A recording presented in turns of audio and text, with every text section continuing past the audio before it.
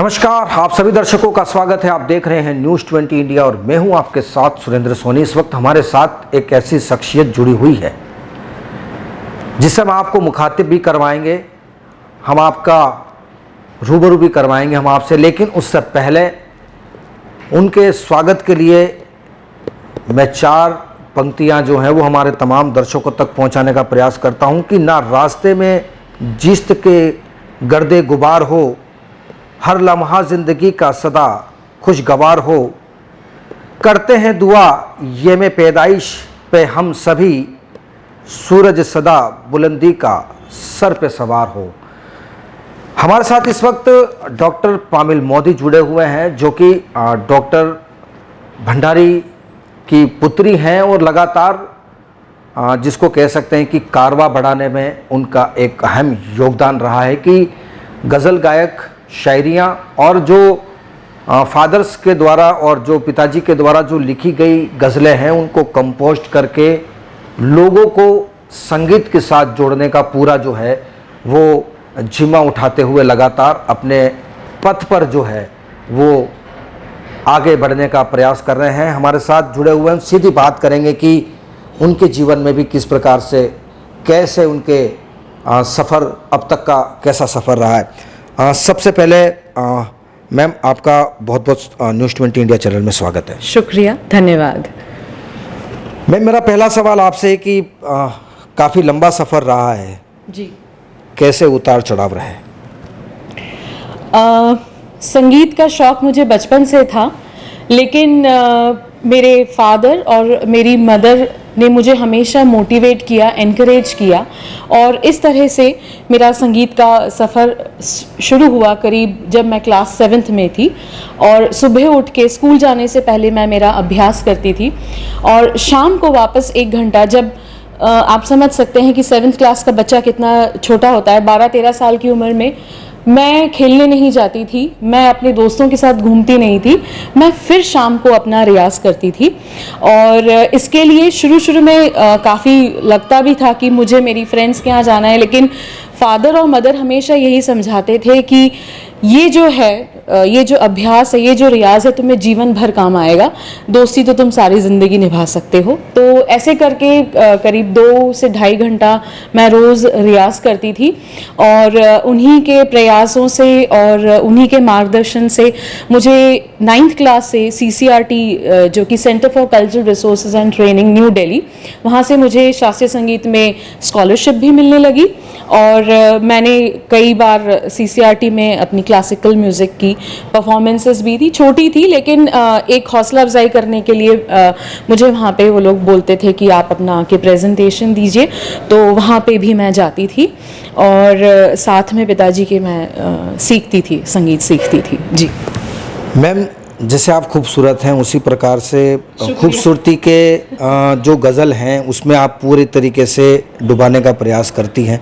तो ये इतना बड़ा आपको कहाँ से ये सारी चीज़ें सीखने को मिली, कहाँ से इतना आत्मविश्वास आपके अंदर आया? जैसा कि मैंने कहा कि बचपन से अगर मुझे कोई प्रेरणा मिली तो मेरे फादर से मिली, मदर से मिली और मेरी मासी डॉक्टर बाशवी भटनागर, वो भी बेहद खूबसूरत हैं, तो वो बहुत अच्छा गाती हैं, तो उनसे भी मुझे प्रेरणा मिली। और मेरी इस प्रेरणा को और मेरी इस हिम्मत को, मेरे साहस को आगे अगर किसी ने और प्रोत्साहित किया तो वो मेरे सभी गुरुओं ने, जिनसे मैंने स्कूल में कुछ सीखा, मेरे कॉलेज में जो मेरी म्यूज़िक के टीचर्स थे उनसे, और फिर उसके बाद में शादी के बाद मेरे हस्बैंड ने, उन्होंने मुझे हमेशा इसके लिए मोटिवेट किया। तो मैं अमित मोदी जो मेरे हस्बैंड हैं उनका भी मैं तहे दिल से आभार व्यक्त करती हूँ। मैम, लगता नहीं है कि आज का परिवेश, हम एक नई डिजिटल इंडिया की तरफ प्रवेश कर रहे हैं और लगातार शास्त्रीय संगीत और ये जो गज़ल है धीरे धीरे कहीं लगता नहीं है कि ये अंधेरी की तरफ जा रही है? आप एक महिला हैं तो महिलाओं को किस प्रकार से आप इनसे जोड़ने का प्रयास करेंगे? बात बिल्कुल सही है कि हम डिजिटल वर्ल्ड की तरफ जा रहे हैं, लेकिन ये भी एक बहुत बड़ी सच्चाई है कि अगर हम डिजिटल वर्ल्ड के साथ आगे नहीं चलेंगे तो हम पिछड़ जाएंगे। तो ये ज़रूरी है, लेकिन हमें ये नहीं भूलना चाहिए कि जो हमारी संस्कृति है, हमारा जो कल्चर है, जो हमारा आर्ट है, it is one of the richest culture. Indian classical music is one of the richest culture of our country. तो हमें उसको भी सहेज के रखना चाहिए। और इसका एक बहुत बड़ा जो उदाहरण हम ये देख सकते हैं कि बहुत सारी महिलाएं आजकल शास्त्रीय गायन में अपने आप को पारंगत कर रही हैं, न केवल ख्याल गायकी में, लेकिन उसके अलावा ध्रुपद गायकी में भी कई ऐसी महिलाएं आज के दौर में अपना योगदान दे रही हैं।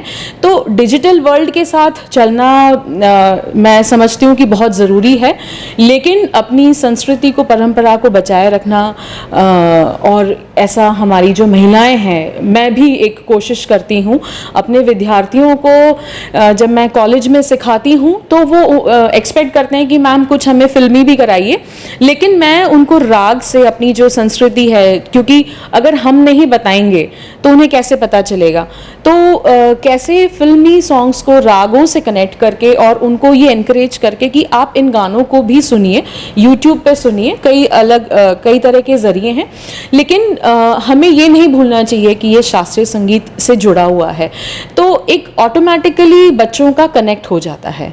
तो इस तरह से मुझे लगता है कि हम इस डिजिटल वर्ल्ड में दोनों का कॉम्बिनेशन सेट करके और आगे उसको बढ़ा सकते हैं, क्लासिकल म्यूज़िक को भी।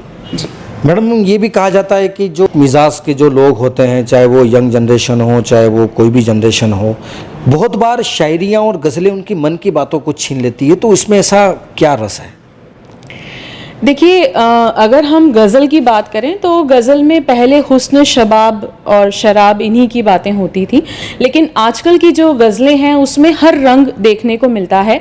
और जैसे कि आपको मालूम है कि मेरे फादर डॉक्टर प्रेम भंडारी न केवल गज़ल गाते हैं, कहते हैं कि बहुत सारे सिंगर्स 2 in 1 होते हैं, but I really feel proud to share with you all कि ही इज़ 3 in 1। वो लिखते भी हैं और कंपोज भी करते हैं और गाते भी हैं। तो ये ज़रूरी नहीं कि सिर्फ इश्क मोहब्बत की बातों से ही दिल को छुआ जाए, कई ऐसे और शेर होते हैं जिनसे हम अपने आप को कनेक्ट करते हैं और कर लेते हैं। तो उन्हीं का एक शेर जो मुझे बहुत पसंद है, आप सभी को सुनाना चाहूँगी। रंजो गम से जो बेखबर होता, रंजो गम से जो बेखबर होता, काश ऐसा भी कोई घर होता। तो ये बात बहुत सच है। हम सब जानते हैं कि कोई ऐसा परिवार नहीं, कोई ऐसा घर नहीं जहाँ दुख तकलीफ नहीं। कहीं फाइनेंशियल प्रॉब्लम्स होंगी, कहीं हेल्थ प्रॉब्लम्स होंगी, कहीं रिलेशनशिप में प्रॉब्लम्स होंगी, कहीं प्रोफेशनली प्रॉब्लम्स होंगी। तो इस चीज़ को इतना बारीकी से माइन्यूटली ऑब्जर्व करके उन्होंने जितनी आसानी से अपनी बात को कही, तो ऐसा नहीं है कि सिर्फ इश्क मिजाजी गज़लें ही लोगों को दिल को छूती हैं। ऐसी गज़लें अगर सोसाइटी में सुनाई जाएं तो आई एम श्योर कि लोगों का उसके प्रति भी रुझान बढ़ेगा एंड लोग अपने आप को कनेक्ट करते हैं।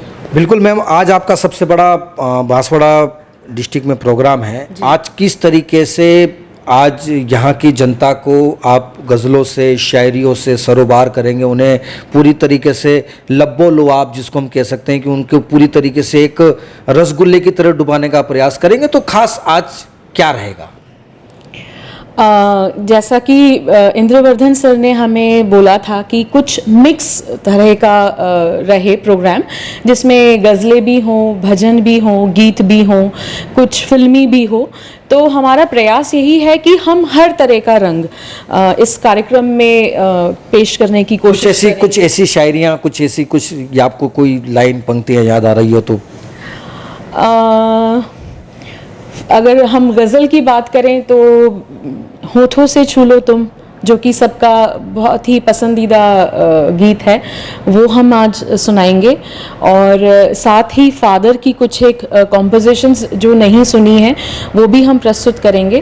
और साथ ही जो हिंदुस्तान के जो नामी गिरामी शायर हैं, राहत इंदौरी साहब और शकील आज़मी साहब, उनके भी हम कुछ कलाम पेश करेंगे। तो बेसिकली क्या है कि मैंने थोड़ी देर पहले भी किसी से यही बात शेयर की थी कि अगर हमें कुछ म्यूज़िक सुनना है, फिल्मी म्यूज़िक सुनना है या कोई गज़ल सुननी है तो हम उसको यूट्यूब पे या उसका ऑडियो हम सुन सकते हैं। लेकिन मेरी और आज मेरे फादर, मेरे गुरु की कोशिश ये रहेगी कि उन गज़लों में या उन गीतों में हम कुछ अपना रंग भरें और आपके सामने प्रस्तुत करें, और मुझे उम्मीद है कि आप लोगों को पसंद आएंगी। बिल्कुल आखिरी और अंतिम सवाल कि आप एक महिला हैं, आने वाली जो जनरेशन है, यंग जनरेशन है, उसको इससे शायरियों से, संगीत से जोड़ने के लिए क्या ऐसा मंत्र है?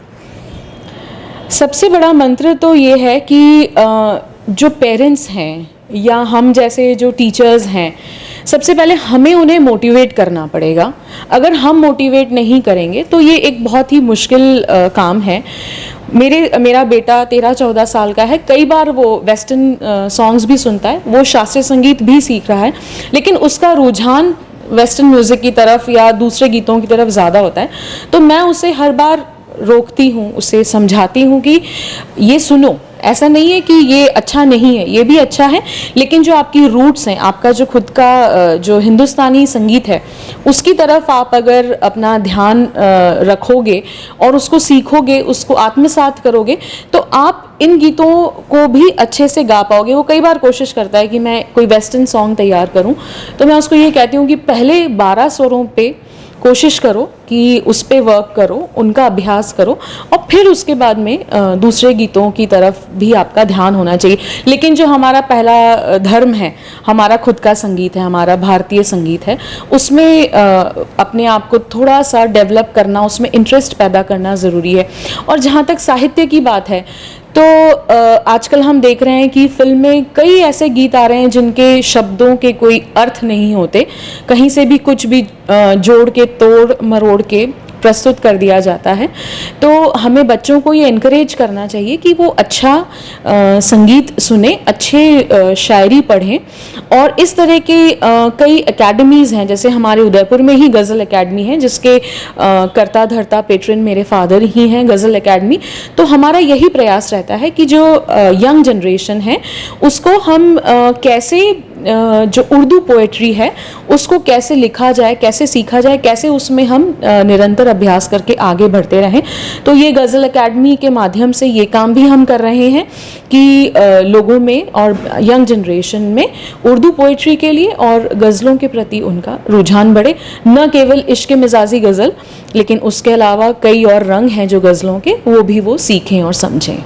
बिल्कुल, जिस तरीके से कहा जाता है कि पानी रे पानी तेरा रंग के साथ जिसमें मिला लो उसके जैसा, तो कहीं ना कहीं ये जो शायराना जो गज़लें हैं, कविताएं हैं, और जो ये उर्दू जो वर्ड है, ये कहीं ना कहीं इन शायरियों को और इन गज़लों पर चार चांद लगाने का प्रयास करती है।